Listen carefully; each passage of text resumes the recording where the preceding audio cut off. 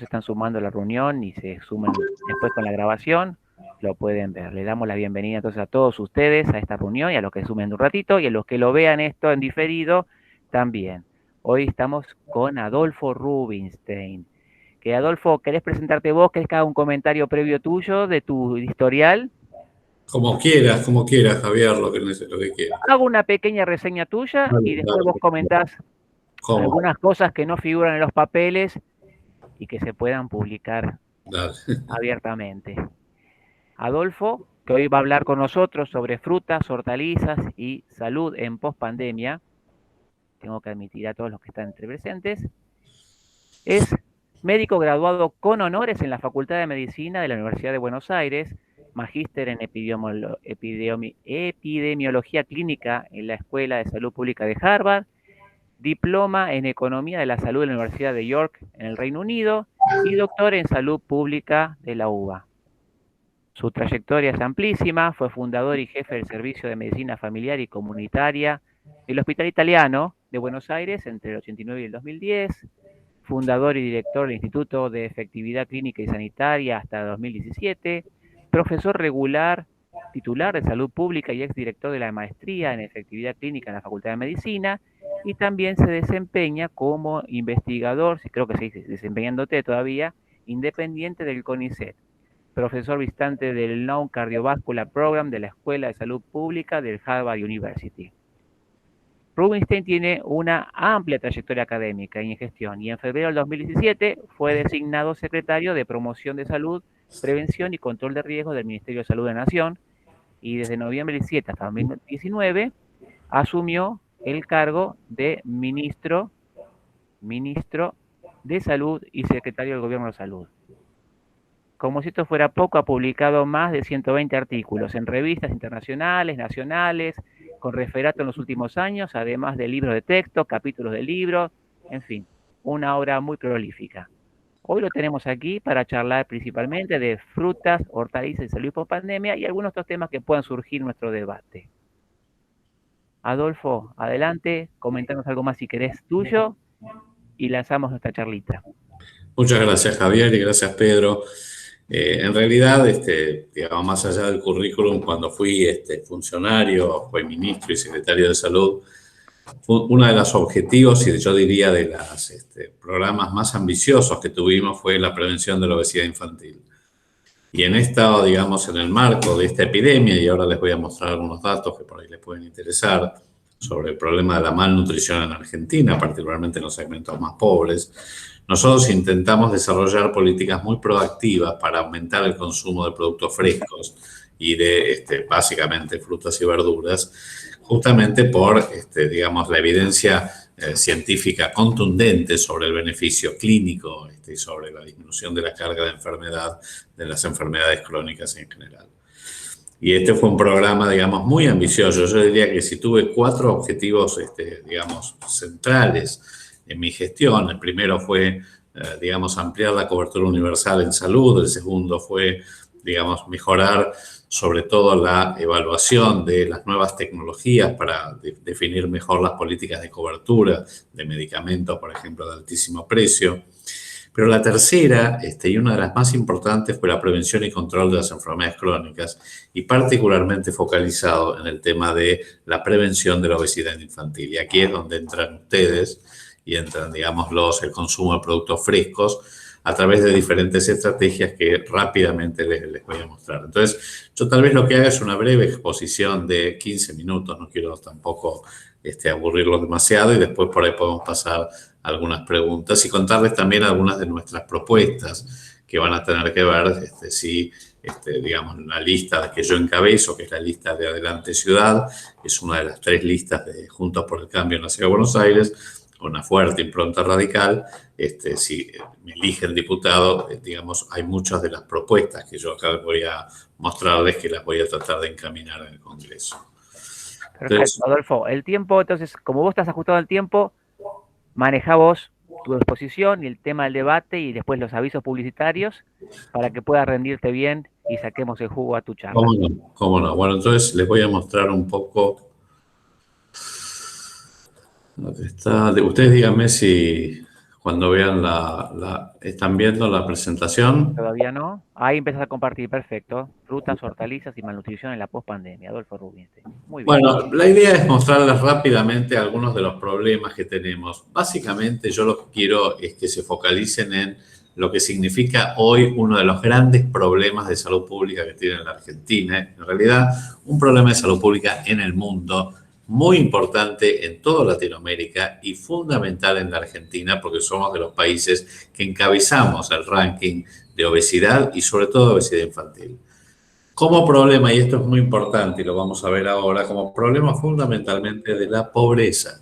Hoy es la malnutrición, ya es diferente, como vamos a ver después, a lo que era la desnutrición clásica. Lo importante aquí es que la obesidad se triplicó prácticamente en los últimos 40, 50 años. Ahora sí configura un problema importantísimo de salud pública. Obviamente se asocia a mucha mayor mortalidad en el mundo que la desnutrición clásica por déficit, ¿sí? Por déficit de peso, por déficit de altura, que es digamos, la desnutrición que habitualmente uno conoce mucho mejor. Aún en los países más pobres del planeta, y me refiero a muchos países africanos, hoy la malnutrición es fundamentalmente problema que tiene que ver con el sobrepeso y la obesidad más que con el déficit ponderal. Se asocia muchísimo a enfermedades crónicas como la diabetes, la hipertensión, la enfermedad cardiovascular y muchos cánceres.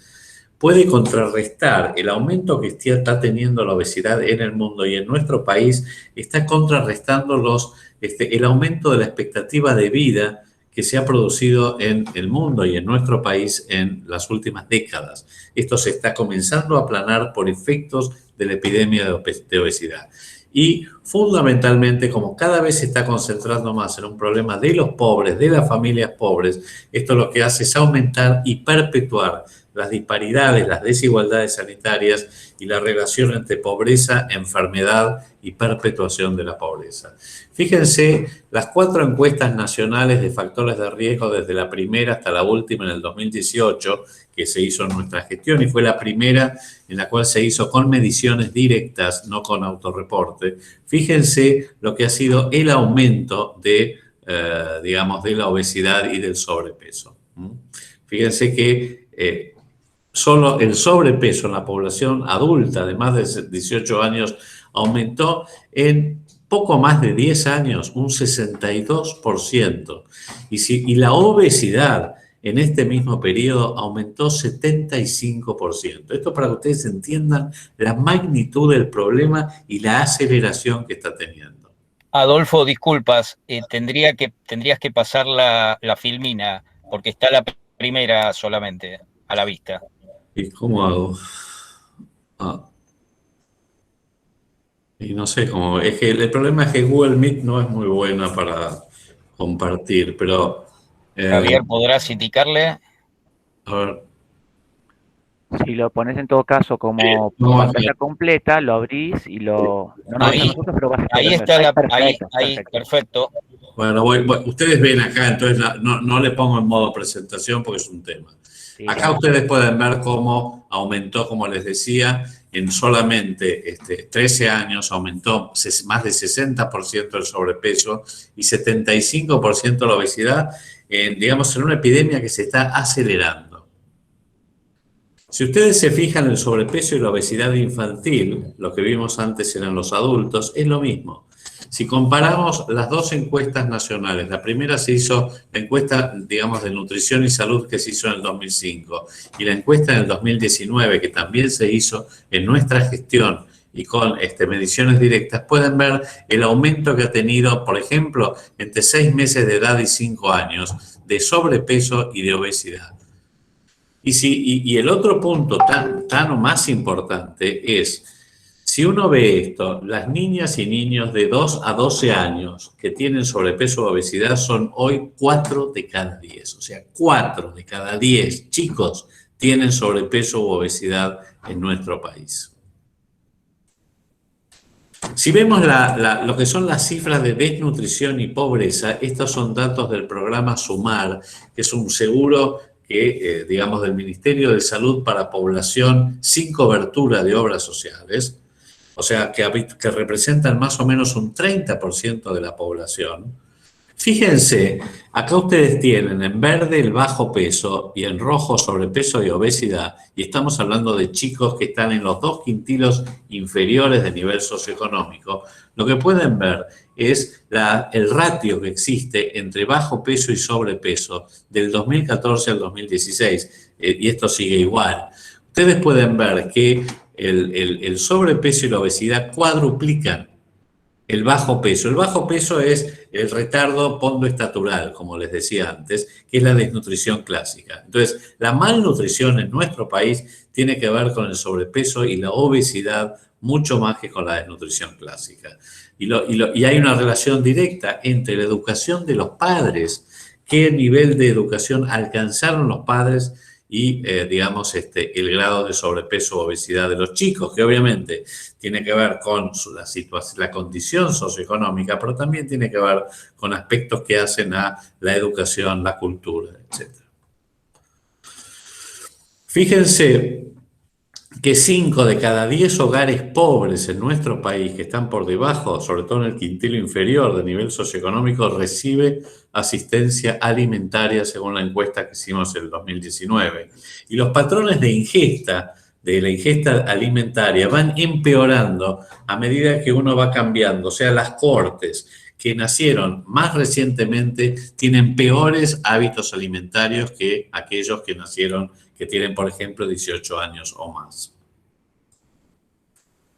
Y si vemos la alimentación en las escuelas en la Argentina, fíjense a la izquierda, 67%, o sea, 2/3 partes de las escuelas públicas en nuestro país proveen algún tipo de alimentación, de asistencia alimentaria a los chicos. Por eso, el problema del cierre de las escuelas ha tenido una repercusión no solamente en la enseñanza-aprendizaje y en la socialización, sino también en la alimentación. Sin embargo, el problema es que 70% de las escuelas ofrecen pastelería, o sea, productos con exceso de nutrientes críticos, no productos frescos, y 22% bebidas azucaradas, pero a su vez los chicos compran este tipo de productos en los kioscos o cantinas escolares. Y otro dato tal vez más preocupante, nosotros hicimos una encuesta donde los mismos chicos que iniciaron el ciclo lectivo, estamos hablando de una muestra de más de 11.000 chicos del programa de salud escolar del Ministerio de Salud. Los mismos chicos que al inicio del ciclo escolar primario, el 35% tenían exceso de peso, esos mismos chicos terminaron casi el 50% con exceso de peso u obesidad cuando terminaron el ciclo primario. ¿Cuál es la percepción pública de la obesidad? Bueno, cada vez es mayor. Y fíjense que estas son encuestas que nosotros hicimos ad hoc, digamos, encuestas que se hicieron, digamos, con distintos motivos, pero agregamos algunas preguntas, donde casi el 90% de la población entiende que la obesidad infantil es un problema serio. Y si tratan de focalizarlo en quiénes son los que padecen obesidad, si son los más ricos o los más pobres, hay una buena proporción de la sociedad que ya comienza a visualizarlos, sobre todo al segmento más pobre, como, digamos, causante de la obesidad o como determinante de la obesidad. Y esto tiene mucho que ver con los prejuicios que habitualmente tienen, inclusive figuras públicas. Ustedes se acordarán de Alfonsín hace, no sé, en los 80, cuando le dijo en un acto, creo que era en Neuquén, a una persona que estaba protestando, le dijo: a vos no te va tan mal gordito. ¿Se acuerdan de esa frase? O la que dijo Cristina Kirchner hace unos años de que la diabetes y la obesidad eran problemas de los ricos. Bueno, estos prejuicios claramente se están, digamos, yo diría que se están desarmando con las contundentes estadísticas que lo que están demostrando es que se trata de un problema de los pobres. Y si vemos, digamos, cuánto comen los argentinos de productos frescos y básicamente frutas y verduras, fíjense que solamente el 6%, en la última encuesta de 2018 de factores de riesgo, solamente el 6% consumía las 5 porciones de frutas o verduras recomendadas por la Organización Mundial de la Salud. Y no había habido ningún cambio a pesar de muchas de las estrategias que se habían intentado implementar años previos respecto a las primeras encuestas poblacionales.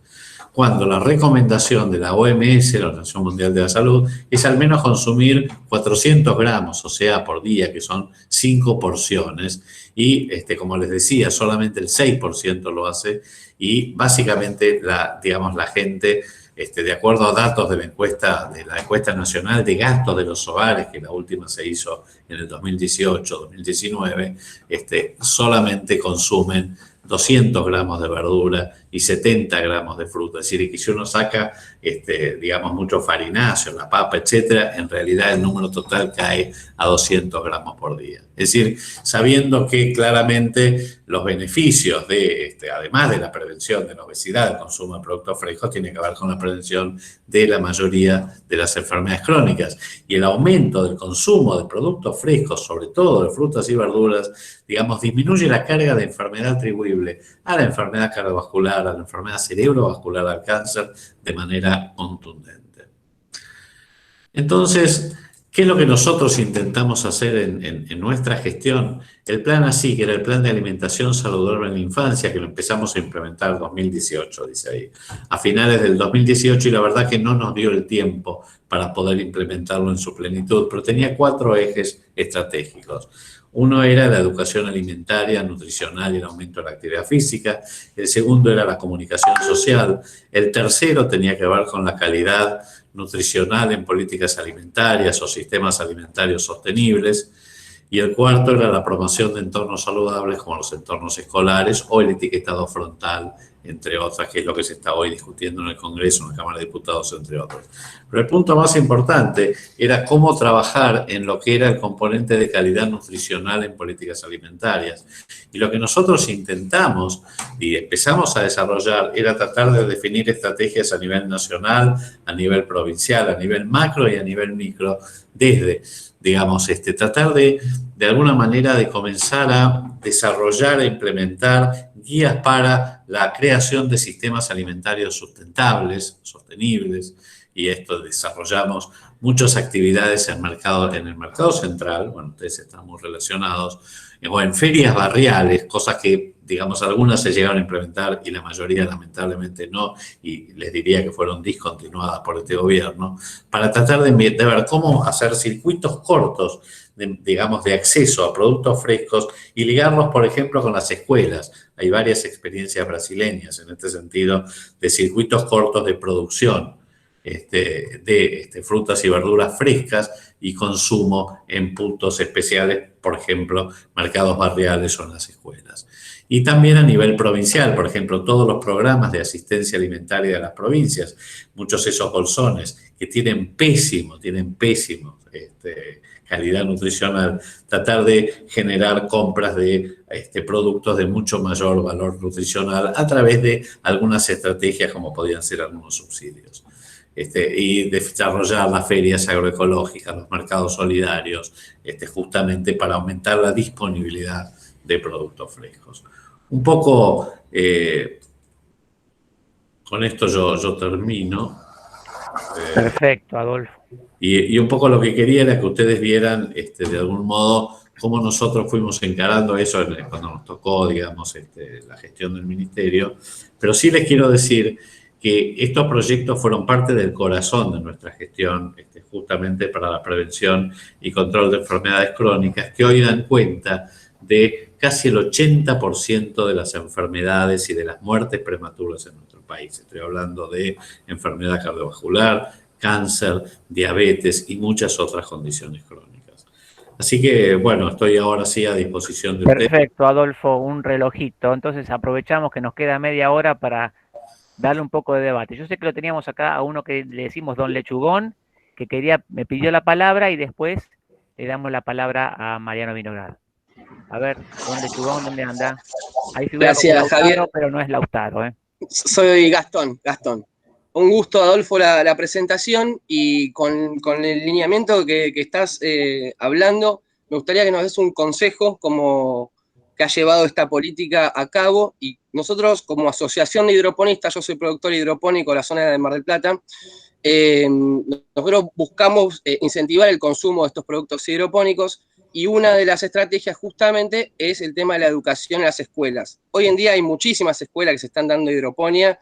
Sé que en Santa Fe hay en Corrientes de Anta, Rubén, Daniel, Mariano, vos los conoces a todos. Yo mismo estoy dando hidroponía en una escuela, en una terraza, y enseña un montón de cosas a los chicos, además de lo que es nutrición y vegetales, también de química, física, bueno, un montón de luces, un montón de cosas que aprenden los chicos, además de llevar la planta a cabo. Ahora, mi pregunta es, como exministro, ¿cómo te parece que la Asociación de Hidroponistas podría llevar que esta sea una política de Estado, o que el gobierno, acercarse al Ministerio de Salud, ir por una ley? ¿Cómo te parece que se podría acercar, y cuál es la probabilidad de éxito que te parece que pueda tener? Para mí lo más importante es comenzar con experiencias piloto, y sobre todo a nivel local. Suponete, vos estás, ¿dónde me dijiste? Mar del Plata. Bueno, Sí. en tratar de buscar digamos, circuitos entre los productores de productos hidropónicos y las escuelas, y sobre todo trabajar por un lado, en educación y sensibilización, digamos, de los chicos, de la comunidad docente, de los padres, y luego en tratar de ver cómo se puede, digamos, implementar circuitos de producción y consumo. Obviamente son productos saludables, pero yo empezaría con experiencias piloto que puedan ser después escaladas y Es mostrar. que eso ya sucede. La escuela que estoy trabajando yo ya está hace 10 años, tiene hidroponía, y hay muchísimas escuelas que ya tienen hace mucho tiempo. Entonces, Pero es todo muy a pulmón de algún productor o de algún director que se le ocurre hacerlo con mucha voluntad. Yo hablo cómo llevarlo a un nivel más alto. mi recomendación es primero, que no sé si lo hiciste, es documentar la experiencia. Es muy importante documentar lo que están haciendo, tratando de ver, en la medida de lo posible, resultados concretos de esa política. Y después es que empezar a escalarla, digamos, a más escuelas, por ejemplo, a otros productores.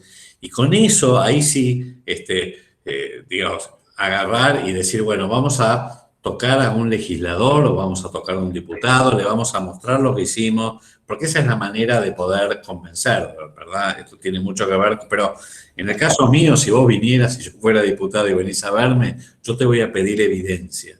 Te voy a pedir resultados, te voy a pedir que vos hayas documentado la experiencia, que la hayas sistematizado y que me muestres que verdaderamente esto puede producir un cambio. Perfecto. Muchas gracias. Para hacer circular la palabra, tengo dos pedidos. Tengo de Mariano Vinograd y de Mario Lanari. Mariano, micrófono abierto. Soy Mariano Vinograd, soy agrónomo, tengo 65 años, he militado en la fruta y horticultura desde la dictadura hasta la fecha. En la época de la dictadura milité en la apertura del mercado central y fui su gerente en el primer año. Me frustré bastante. Milité luego contra el menemismo, trajimos a la alianza al mercado central, Michingo Reilly, el master plan con los españoles, me frustré bastante. Milité contra Guillermo Moreno y su barbarie en el mercado central, logramos el triunfo de Cambiemos, me frustré bastante. Suscribo las palabras de Rubinstein cuando plantea que la política frutihortícola más concreta que hoy podría hacer el Estado argentino es cambiar la alimentación de la gente, especialmente de los niños y especialmente de los pobres. En fin, soy cómplice de haber creado un monstruo, un elefante gigante que es el mercado central, creído de que con la democracia se come, se educa y se cura. Pero lo que no preví es que la democracia traía una burocracia infinita, impotente, incompetente y genuflexa y castrada. Tal vez estoy un poco adulto hoy, pero tengo 3 nietos. Para nada creo que la Argentina no tiene futuro, no le recomiendo a nadie irse, pero aquí tenemos que hacer un cambio. Entonces me parece interesantísimo que cuando Gastón le pregunta a un exministro y candidato a diputado qué hacer, Rubinstein le plantea, hagan algo a nivel local, hagan una experiencia piloto. Entonces, Adolfo, ahí va la pregunta. Un político argentino de la misma generación que yo, que fue al mismo colegio que yo, que creyó que con la democracia se comía, se cura y se educa, y que verificó que la democracia llevó la pobreza del 5 al 50%. ¿Qué hacemos hoy con el Estado argentino, que es un Estado totalmente incapaz de llevar adelante las transformaciones que la Argentina requiere? Gracias, Mariano. Es una pregunta difícil, ¿verdad? Para que te la conteste en un minuto. Nosotros tenemos un Estado grande, pero un Estado bobo, un Estado muy poco inteligente, un Estado, digamos, que gasta muy mal lo poco que tiene. Ustedes imagínense que el gasto público aumentó más de 20 puntos en la década kirchnerista, más de 20 puntos. Pasó de 23% a 42% solamente en 12 años. Luego bajó 2% en la época de Macri y ahora volvió a subir. O sea que, y si uno lo ve en términos de, bueno, a ver, ¿cuál fue el rédito? Cuál fue el beneficio de haber aumentado tamaño, digamos, en tamaña magnitud del gasto público. Esto redundó en mejoramiento de los indicadores educativos, sanitarios, sociales. No. Aumentamos la pobreza, aumentamos los planes asistenciales, seguimos aumentando la pobreza y aumentando los planes asistenciales y seguimos teniendo una salud muy deficitaria, una educación aún más deficitaria y, digamos, una situación realmente donde la clase media, por decirlo de algún modo, tiene que contratar salud privada, educación privada, seguridad privada, porque el Estado no da nada. Así que ya ese diagnóstico estoy absolutamente de acuerdo, es algo que necesariamente se va a tener que modificar y yo creo que estamos en un punto de inflexión. Uno siempre piensa que ya llegó al fondo y después se da cuenta que no llegó al fondo, pero la situación actual ya casi es inédita. Y me parece que está comenzando a surgir, aún, digamos, en el caso de los grupos más fanáticos y más sectarios del kirchnerismo, están empezando a surgir algunos que se comienzan a replantear esto, porque este modelo no da para más. Dicho esto, yo creo que si hay algo que nos puede, yo pienso igual, yo creo que el país tiene futuro, que los jóvenes tienen oportunidades, pero hay que creárselas. O sea, claramente no es una cuestión voluntarista. Pero también pienso que las experiencias locales son muy importantes para comenzar a dar ejemplos. Eso es lo que le decía Lautaro. A mí me parece muy importante que se comiencen a documentar las experiencias locales, porque nosotros en general partimos siempre de cosas grandilocuentes, épicas, excesivas, sin que muchas veces no están sustanciadas por evidencia. Y la verdad es que cuando uno lo que tiene que ver es cómo las experiencias locales, aún pequeñas, comienzan a escalar y uno puede documentar entonces cómo se produce la transformación, el cambio.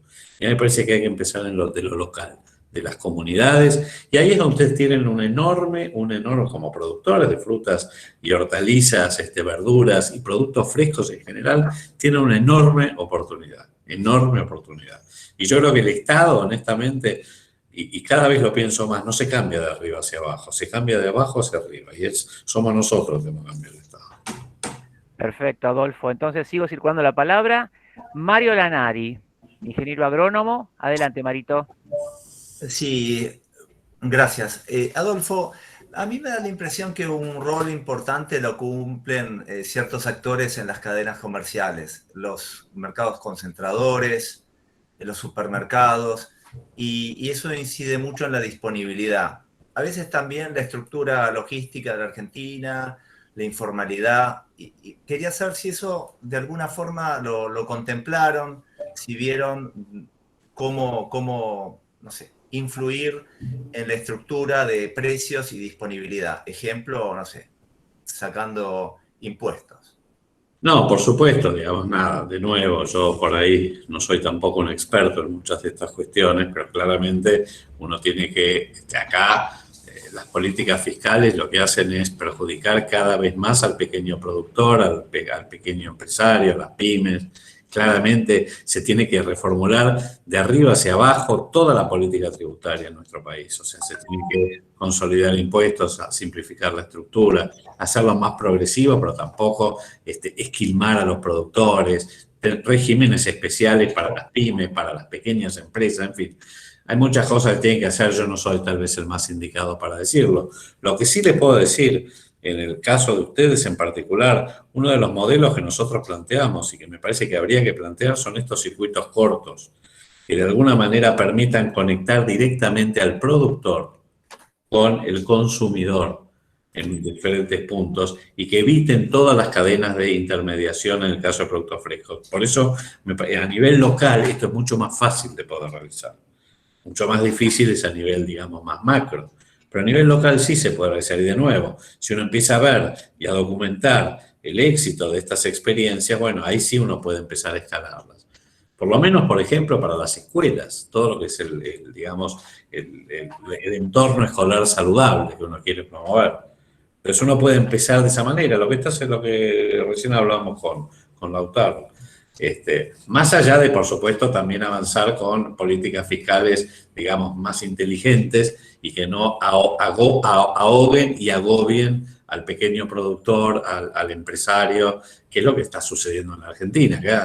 Acá se casa en el zoológico, ¿verdad? Hay un 38% de evasión fiscal en nuestro país. 38%. Con lo cual, siempre a quienes se les aumentan los impuestos es a los que pagan los impuestos. Y eso lo que hace es que dejen de pagar los impuestos. Entonces, digamos, esto hay que cambiarlo de raíz. Perfecto. Circulo la palabra. Julián Álvarez, ahí que está pidiendo hace ratito. Adelante, Julián, y gracias, Mario. Hola, Adolfo, ¿cómo estás? Buenas tardes, muchas gracias por estar acá con nosotros. Yo quería citarte un caso particular que sucedió en la legislatura porteña para saber tu opinión. En el año 2018, el legislador porteño Guillermo Suárez, que es radical, presentó un proyecto de ley que lo que busca es prohibir la colocación o exposición de todo tipo de oferta de golosinas en las proximidades de las cajas registradoras, puertas de acceso y salida de los supermercados. En los fundamentos, el proyecto de ley lo que hace es mencionar que gran parte del consumo de golosinas por parte de los chicos se da cuando los adultos se acercan a las cajas de los supermercados, del Pharmacity, etcétera, que ahí están los productos del kiosco, los alfajores, las barritas de chocolate y demás, y los chicos no se pueden resistir a eso, y eso en parte es lo que explica el mayor consumo de golosinas en los niños, y al mismo tiempo explica en parte el porqué de la obesidad infantil en nuestro país, de por qué es tan alta. La curiosidad que quiero señalar con respecto a este proyecto es que tuvo el giro de la Comisión de Defensa del Consumidor, porque defienden en parte a los consumidores de estos hábitos alimenticios que no son buenos, pero fue trabado en la Comisión de Desarrollo Económico. Entonces, este proyecto de ley, que realmente es muy bueno para evitar o para combatir la obesidad infantil y promover hábitos alimenticios más favorables, por lo menos restringiendo el acceso a golosinas, no fue aprobado y no llegó al recinto. Quería saber vos qué opinión tenés al respecto y qué sabés con respecto a esto. Mira, cuando Guillermo Suárez presentó este proyecto, lo habló conmigo. Yo era ministro. Y por supuesto que lo alenté a que lo presentara. Hay mucha evidencia, esto se llama economía del comportamiento, en inglés se llama behavioral economics. ¿Qué quiere decir esto? Quiere decir que muchas veces, digamos, pequeños empujoncitos pueden modificar la arquitectura de la decisión. Entonces, si vos estás en una caja registradora de un súper, para un comercio, y tenés cuando vas a pagar, te muestran un chocolatito, vieron que es muy común eso, o golosinas, etcétera, y estás con un chico además, vos tenés toda la tendencia, porque te lo pide el pibe, ¿viste?, de comprar eso. Entonces, esto se llama economía del comportamiento. Es cambiar, digamos, la arquitectura, inclusive física, para modificar la decisión. Es lo mismo, vieron que cuando no se pone el salero en la mesa, en la provincia de Buenos Aires, es el mismo sentido. Tiene un impacto limitado, porque mucho mejor en todo caso es las políticas de etiquetado frontal de alimentos, por ejemplo, para cambiar la composición de los alimentos envasados, que es lo que hoy se está discutiendo en el Congreso. Pero estas intervenciones también suman. Así que no sé en dónde quedó trabado el proyecto. Guillermo Suárez, les cuento, ya que estamos hablando, es candidato a legislador de nuestra lista en Adelante Ciudad, él es actual legislador y está trabajando en Adelante Ciudad hace mucho tiempo con nosotros. Y es un proyecto que yo apoyé en su momento, lamentablemente no prosperó. Muy bien.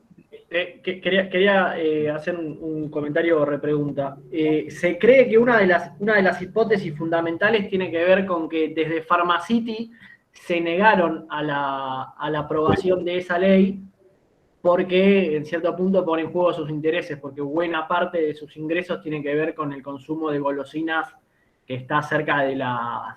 Mira, no sé qué tan cierto es, obviamente. no sé, no tengo el dato, no me sorprendería para nada.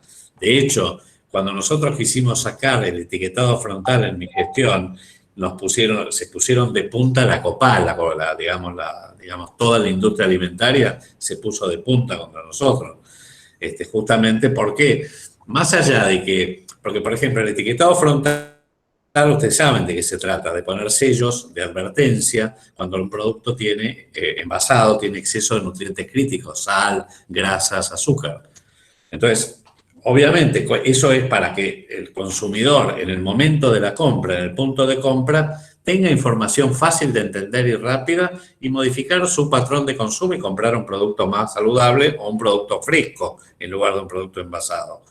Y por el otro lado, a la industria también le da una pauta para que empiece a reformular sus productos. O sea, porque los productos con sellos negros, por ejemplo, bueno, tienen cierta resistencia por parte de la gente o inclusive de los chicos, que es lo que ha pasado en muchos países. Así que a mí no me sorprende, no sé si Pharmacity o quien fuere. El proyecto también consideraba, en lugar de tener una golosina, tener una manzana, una banana, una fruta, algo diferente. Digamos, no justamente, digamos, un producto, procesado, digamos, que tiene exceso de nutrientes críticos. Así que nada, lamentablemente no. Pero bueno, yo creo que hay una tendencia a que esto, digamos, a que haya mayor disponibilidad y consumo de alimentos saludables, que me parece que tarde o temprano esto va a prosperar. Perfecto. Le doy la palabra, porque estamos con el tiempo muy justito, a Pedro Lesser. Por favor, Pedro. Gracias, Javier. Bueno, yo pretendía justamente reforzar lo que Adolfo dijo. Efectivamente, me tocó participar en alguna reunión con presencia de Copal y ver cómo ponían trabas, cómo ponían piedras a todo el tema del etiquetado frontal, cuando hay otros países, vecinos nuestros, Chile es un ejemplo, pero hay otros países que Adolfo lo conoce de manera mucho más profunda que yo, han avanzado en este tema y el Ministerio justamente de Salud, en la gestión de Adolfo, estuvo impulsando este tema. Pero yo lo que quería era hacer pie para que Adolfo de una visión un poquito más política, y sabemos que, bueno, hay elecciones, que hay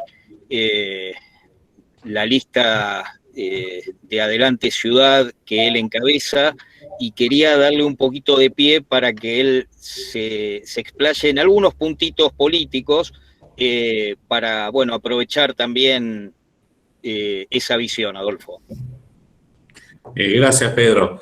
Básicamente, respecto a este tema, como yo les decía, ha sido una de las prioridades en mi gestión y va a seguir siendo una de mis prioridades en la medida que yo pueda acceder, digamos, al Congreso, porque me parece que es un tema relevante para comenzar a modificar la tendencia, a quebrar la tendencia ascendente que tiene la obesidad y la obesidad infantil en el país, que es un drama de salud pública que ahora está escondido detrás de la pandemia, pero que claramente es el primer problema de salud pública en la Argentina: enfermedades crónicas y obesidad.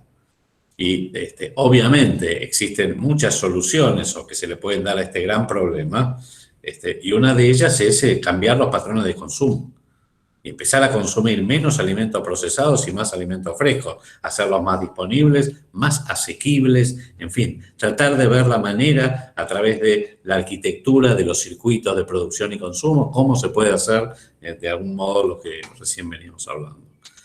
Y después, obviamente, desde las propuestas de Adelante Ciudad, nosotros, dentro del espacio de Juntos por el Cambio, lo que queremos es aterrizar propuestas concretas. Ustedes, si ven la lista de Adelante Ciudad, la mayoría somos, más allá de nuestras convicciones políticas, tenemos muchas competencias técnicas, somos especialistas, porque esta es una elección legislativa, no es una elección ejecutiva. Entonces acá hay que tener la mejor gente que pueda entrar al Congreso y hacer aportes concretos para modificar la realidad en la educación, en la salud, en la ciencia, en el trabajo, en el acople entre educación y trabajo, en toda la agenda de transformación que nosotros queremos impulsar. No me da el tiempo para contarles específicamente cuáles son las cosas, pero por ejemplo, en el caso mío, claramente, una va a ser la reforma sanitaria.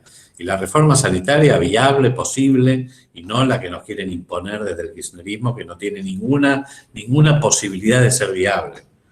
Entonces, hay ciertas cuestiones que es bueno que haya de este lado, en el caso nuestro, alguien que tenga competencias técnicas para poder ejercer cierto contrapeso y tener interlocutores, porque si no, el tema es que el avasallamiento.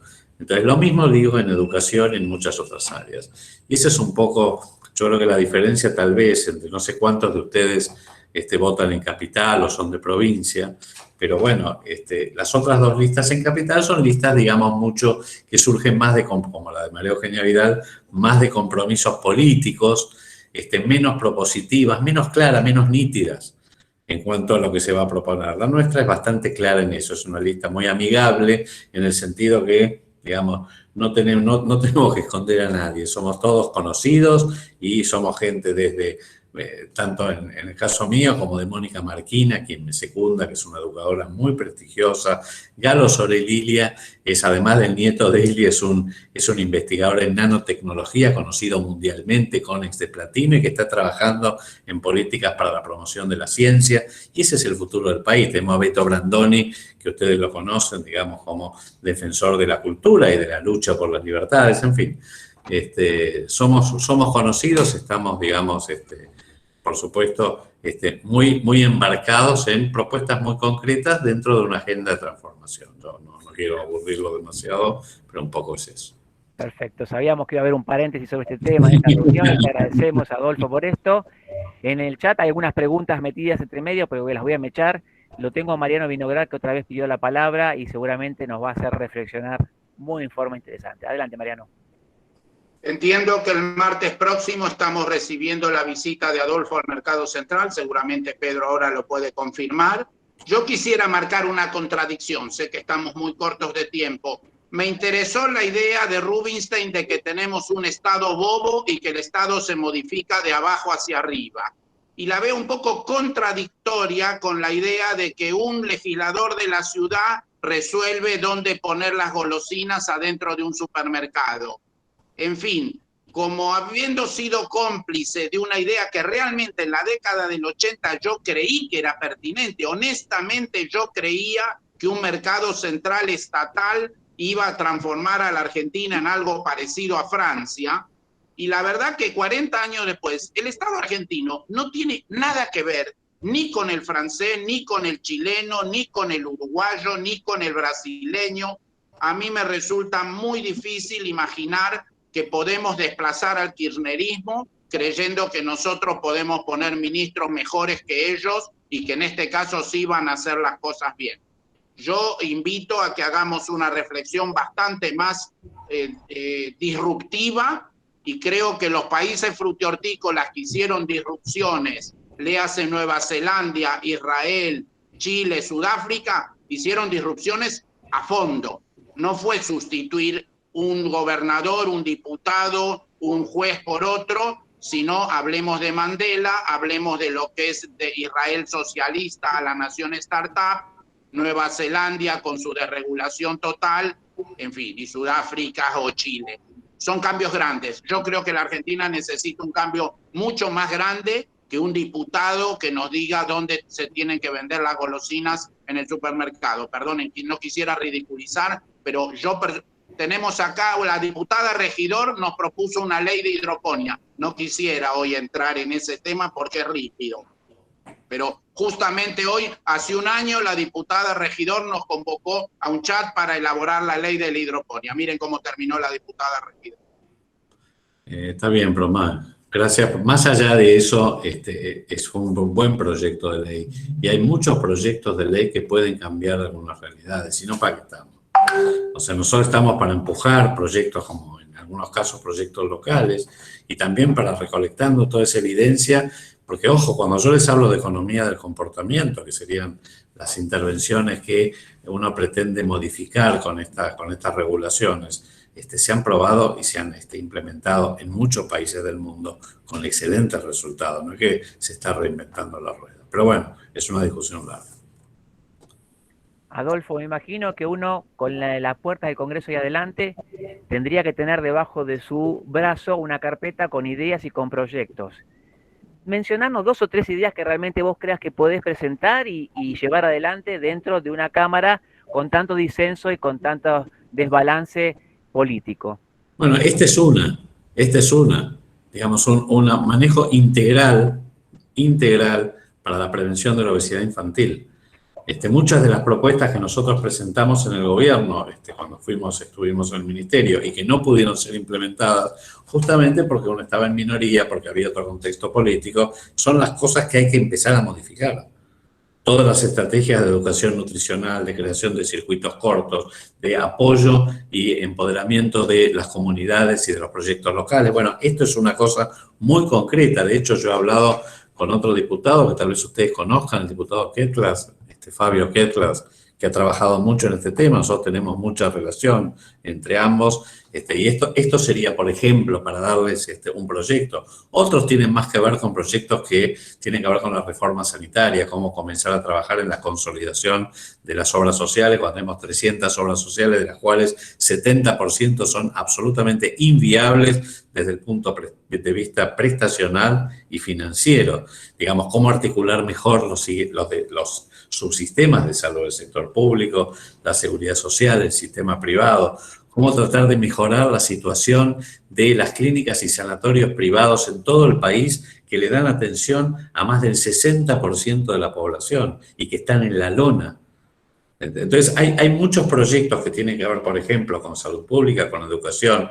Otras cosas que yo quiero personalmente impulsar son proyectos que articulen mejor la educación y el trabajo, sobre todo mirando la agenda no solamente del trabajo presente, sino de los futuros trabajos, de la economía del conocimiento, de la biotecnología, de la nanotecnología, de la ciencia de datos. Todo esto que parece ciencia ficción es la realidad, recién comentaba Vinograd, es la realidad de países como Israel, como Corea, que han pegado un salto tecnológico que los sacó de la pobreza y del subdesarrollo. Esas son las posibilidades y las oportunidades. Tenemos 12 unicornios en la Argentina. Somos el país que tiene más unicornios y empresas tecnológicas per cápita en toda América.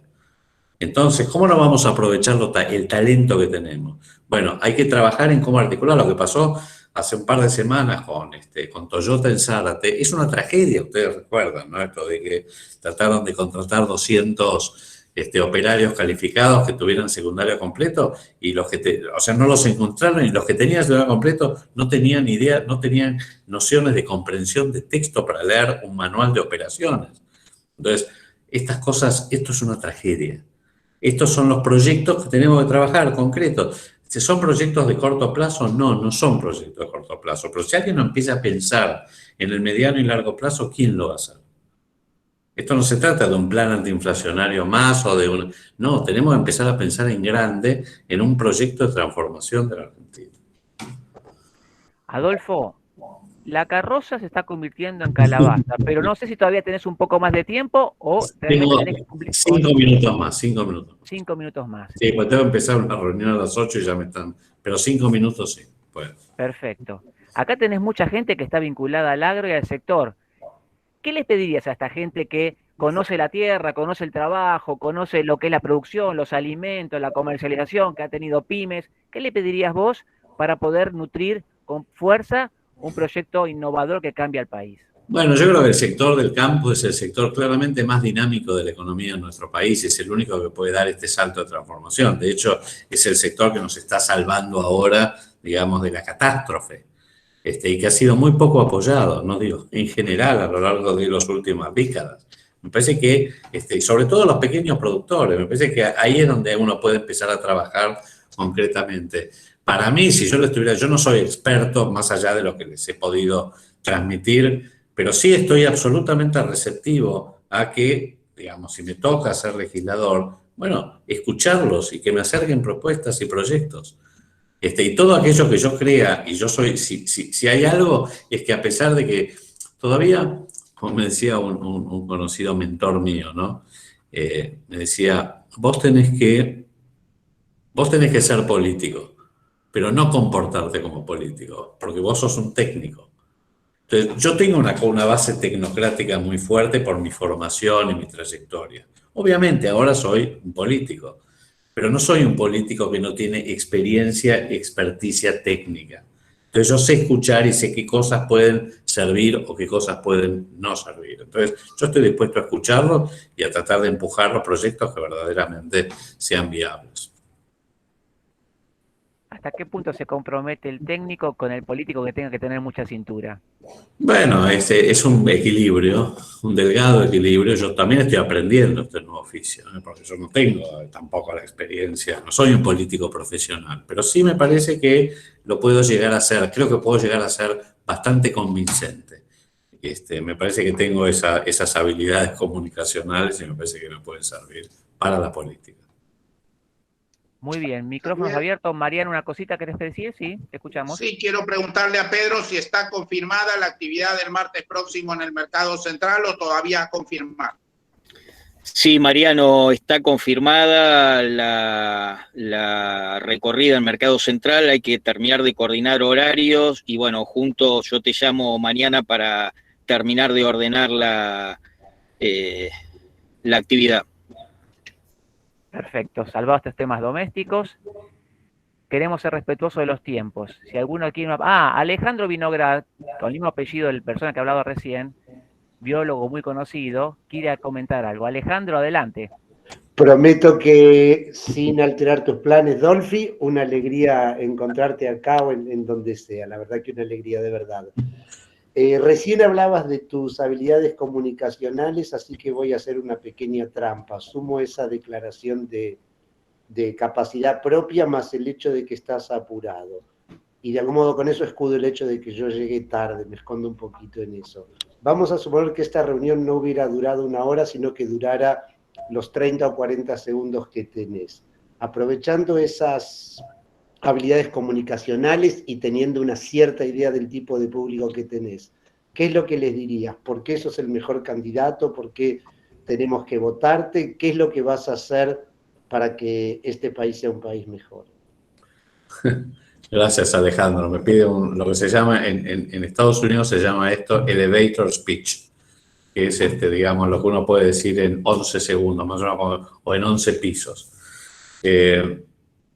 Yo creo que si yo les pidiera el voto, digamos, no estoy acostumbrado a esto que pide Alejandro, a pedir el voto, pues todavía estoy aprendiendo, como les decía, este oficio. Pero creo que soy una persona honesta, una persona muy seria, y sobre todo una persona con bases muy, muy concretas de poder entender las cosas tal como son. Y yo creo que esas son cualidades importantes, digamos, en cualquier político. Digamos, no soy un político profesional, con lo cual he estado mucho menos expuesto, si ustedes quieren, a traerme sapos y a todas las cuestiones. No digo que no lo vaya a hacer, pero sí me parece que por mi formación y mi trayectoria, sí, creo que tengo una base, les diría, científica, que puede apoyar muchas de las acciones y de las intervenciones que yo pueda hacer. Y les pediría el voto porque creo que la lista que yo represento, que encabezo en realidad, es una lista muy genuina. Es una lista diferente, digamos, a las otras 2 listas dentro de Juntos por el Cambio, por supuesto. Compartimos valores y yo le diría, y principios muy concretos, como la defensa de la democracia, la independencia de los poderes, la defensa de la libertad. Pero luego tenemos diferencias. Y yo creo que nosotros tratamos de cubrir un espacio más progresista. Progresista en el sentido de tener una agenda de transformación que privilegie la salud y la educación. Por ejemplo, la ciencia. Fíjense que si uno ve en salud y educación, que son 2 de los problemas que han atravesado la pandemia en estos últimos 2 años, más allá de la inflación, la pobreza, el desempleo y el trabajo, si uno ve, digamos, si existen otros, digamos, candidatos que sean sanitaristas o educadores que puedan presentar propuestas en digamos, en la gestión de la pandemia, en la pospandemia, en la tragedia educativa que hemos tenido, no hay. O sea, todos se la pasan hablando de salud y educación en estos 2 años, Pero de golpe, cuando tienen que poner candidatos, ponen a políticos profesionales. No hay ninguno que sea sanitarista o que sea educador. Entonces, como es Mónica Marquina, quien como les decía, quien me secunda en la lista. Entonces, un poco yo creo que esto es la cuestión de nosotros estuvimos siempre.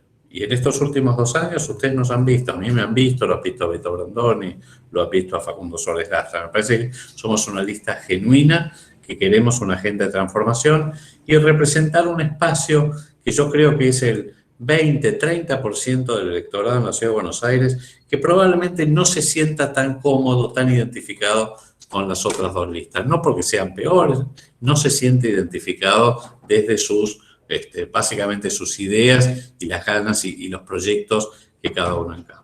No sé si te contesté, Alejandro. Perfecto. Entendemos que las PASO son un tamiz, pero luego de las PASO se van a reacomodar las listas y seguramente van a haber figuritas de alguno de otro que se van a conjugar y ahí queremos a los mejores de la Cámara de Diputados. Eso está muy bien lo que decís, porque acá no se trata de una elección todo o nada. Cualquier lista que tenga el 15%, que supere el piso del 15% de la Ciudad de Buenos Aires, comienza a intercalar candidatos. Con lo cual, acá se trata de que la gente, ustedes, elijan quienes consideren que son los mejores candidatos para luego encabezar la lista definitiva que en noviembre va a enfrentar, digamos, al Frente de Todos. Perfecto. Hay muchas posibilidades entonces que después del 10 de diciembre tengas una posibilidad de estar ahí y nos gustaría como antropoceno acompañar o participar después de ese momento, volver a reunirnos y charlar un poquito más sobre temas que tienen que ver a muchos temas que tocamos aquí en Antropoceno semana a semana. Adolfo, no quiero robar más de tu tiempo, has sido muy generoso con nosotros.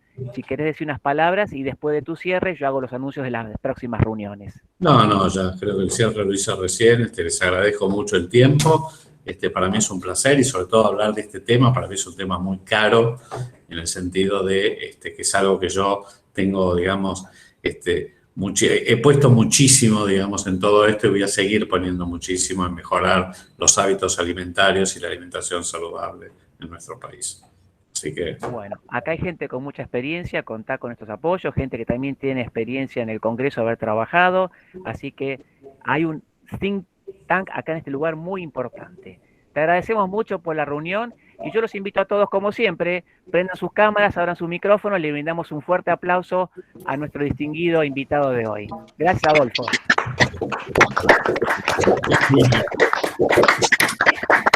Muy bien. No solamente lo que quiero hacer es... Sí, perdón. Lo que quiero hacer es pasar un aviso parroquial, que es nuestros próximos eventos aquí en Antropoceno. Este jueves, no se lo pierdan, Pedro Viñó, expresidente de APRESID, hablando del modelo argentino y la sustentabilidad.